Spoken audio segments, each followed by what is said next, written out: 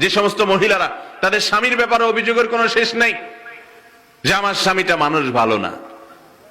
বোন, আপনি যদি এই খারাপ মানুষটার সাথে ধৈর্য ধারণ করে দুনিয়ার জীবনটাকে আপনি পার করে দেন, এ আশায় যে সবর এবং ধৈর্যের বিনিময়ে জান্নাত পাওয়া যায়, তো 50, 30, 40 বছরের দাম্পত্য জীবন দেখতে দেখতে শেষ হয়ে যাবে।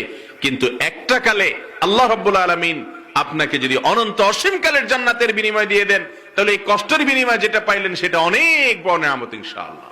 ঠিক কিনা বলেন? ভাইরা আমার, আমাদের দেশে মা বোনদের থেকে তালাকের পরিমাণ দিন দিন বেড়ে চলেছে এবং পত্রিকার রিপোর্ট বলছে শিক্ষিতা মেয়েদের মধ্যে বা শিক্ষিত দম্পতিদের মধ্যে তালাকের হার, বিচ্ছেদের হার তুলনামূলক গ্রামে গঞ্জে মানুষ যারা আছেন বা শিক্ষা দীক্ষা যারা একটু পিছিয়ে আছেন তাদের চাইতে তথাকথিত শিক্ষিতদের মধ্যে তালাকের পরিমাণ অনেক বেশি। এর কারণ কি? এর কারণ আমার মনে হয় আমরা সবাই কম বেশ জানি। আল্লাহ রাব্বুল আলামিন এই ভয়াবহ অবস্থা থেকে আমাদেরকে হেফাজত করুন, বলুন আমিন। পরিবারগুলো যদি ধ্বংস হয়ে যায়, সংসারগুলো যদি ভেঙে যায়, তাহলে সেক্ষেত্রে কি হবে? মুসলমানদের সবচেয়ে বড় সম্পদগুলোর একটা হলো এই পারিবারিক সৌন্দর্য এবং বন্ধন।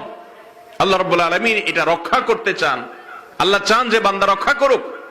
এই জন্য নবী করিম সাল্লাল্লাহু আলাইহি ওয়াসাল্লাম থেকে একটা হাদিস বর্ণিত হয়েছে। এই হাদিসটার সনদ নিয়ে মুহাদ্দিসিনে কিরামের নানান আপত্তি আছে, তারপরও এটা গ্রহণযোগ্যতার লেভেল পর্যন্ত যায়। হাদিসটি হলো আবগাযুল হালাল ইলাল্লাহি আত-তালাক। আল্লাহর জমিনে যত হালাল কাজ আছে, যত বৈধ কাজ আছে, এর মধ্যে আল্লাহর কাছে সবচেয়ে অপছন্দনীয় বৈধ কাজ হলো তালাক দেওয়া। তালাক দেওয়াটা জায়েজ না হারাম? দরকার হলে স্বামী স্ত্রীর মধ্যে তালাক দেওয়া কোরআন হাদিসের আলোকে যায় নাকি যায় না? যায়। অনেক ধর্ম আছে যেখানে একবার বিয়ে হলে আর তালাক দেয়া যায় না, অথবা তালাক দেওয়াটা অনেক কঠিন, এমন কঠিন যে এটা না যাওয়ার মতো। পৃথিবীতে অনেক দেশে বিয়ের পর তালাক দিতে হলে এমন এমন কন্ডিশন আছে যে কন্ডিশনগুলো অনেক শক্ত হার্ড, এই জন্য অনেকে বিয়েই করে না, ঝামেলা নেই।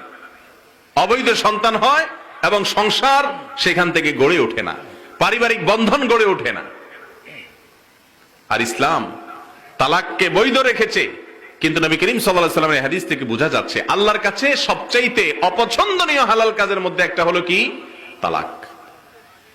এই তালাক যে সমস্ত বোনরা বিশেষ করে তালাকের উদ্যোগী হন, তাদের সবচেয়ে বড় অভিযোগ হলো আমার স্বামীটা মানুষ ভালো না। হয়তো তার চরিত্র ভালো না, হয়তো সে মা বোনের কথা শুনে স্ত্রীর প্রতি জুলুম করে, হয়তো সে স্ত্রীর প্রতি ঠিকমতো কেয়ার করে না, হয়তো আরো কোনো সমস্যা আছে। কিন্তু আমি সব সময় আমার বোনদেরকে বুঝানোর চেষ্টা করি, বোন আমার, আমি একটা চ্যালেঞ্জ করতে চাই, তা হলো দুনিয়াতে বা আমাদের দেশে আপনি এমন একজন মহিলা বের করেন, হয়তো পাবেন, খুব রেয়ার কেস হবে, হাজারে বরং লাখে এক দুজন পাওয়া যাবে কিনা আল্লাহ ভালো জানে, যেই মহিলা স্বামীর সংসারে সারা জীবন শান্তিতে ছিল, স্বামীটা অমানুষ, শাশুড়ি অমানুষ, ননদ অমানুষ, এরপরে এই মহিলার ছেলে মেয়ে হয়ে গেছে, সেগুলোও সব অমানুষ, তারপরে তাদের ঘরে নাতিপুতি হয়ে গেছে, সেগুলোও অমানুষ। অর্থাৎ এই মহিলার জীবনের সুখ শান্তি সান্ত্বনা বলতে জীবনে কখনো পায় নাই। এরকম হয় সাধারণত, এককালে দুঃখী আরেক কালে সুখী। বরং বেশিরভাগ ক্ষেত্রে এরকম হয় যে স্বামীর সংসারে যে মহিলা অশান্তিতে থাকে, আল্লাহ রাব্বুল আলামিন এমন এমন সন্তান তার সংসারে দেন, তার জীবনে দেন, তার গর্ভে দেন, যে সন্তানরা তার আগের জীবনের সকল দুঃখ কষ্ট মাকে ভুলিয়ে দেয়। ঠিক না ঠিক? কিন্তু সবর করতে পারে না যারা সবর করতে পারে না, তারা ধরা খেয়ে যায়। আমি বলছি না যে একান্ত প্রয়োজন হলেও তালাক নেওয়া যাবে না, কিন্তু কথায় কথায় তালাক, কথায় কথায় তালাক, এই ছোট লোকে অনেক পুরুষ যেমন করে, অনেক মহিলাও করে। কিছু হইলেই বাবার বাড়ির দিকে গাট্টি বুসকা নিয়ে দৌড়, আছে না নাই? আবার অনেক স্বামী আছে কিছু হইলেই কথা কথায় তালাকের কথা বলে।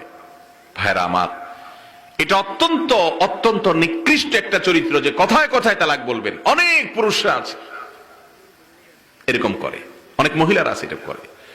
তিরমিজি, আবু দাউদ এবং ইবনে মাজাহ এক যুগে বর্ণনা করেছে সাওবান রাদিয়াল্লাহু তাআলা আনহু থেকে, নবী করিম সাল্লাল্লাহু আলাইহি ওয়াসাল্লাম বলেছেন, আইয়ুমা ইমরাআতিন সাআলাত যাওজাহা তালাকান মিন গায়রি বাসিন একান্ত বাধ্য হওয়া ছাড়া, দেয়ালে পিঠ ঠেকা ছাড়া, একান্ত নিরুপায় হওয়া ছাড়া কোন মহিলা যদি তার স্বামীর কাছে তালাক চায়, অর্থাৎ কথায় কথায় যারা তালাক চায়, নবী করিম সাল্লাল্লাহু আলাইহি সাল্লাম বলেছেন হারামুন আলাইহা রায়হাতুল জান্নাহ, ওই মহিলার জন্য জান্নাতে যাওয়া তো দূরের কথা, জান্নাতের ঘ্রাণ পর্যন্ত হারাম হয়ে যায়।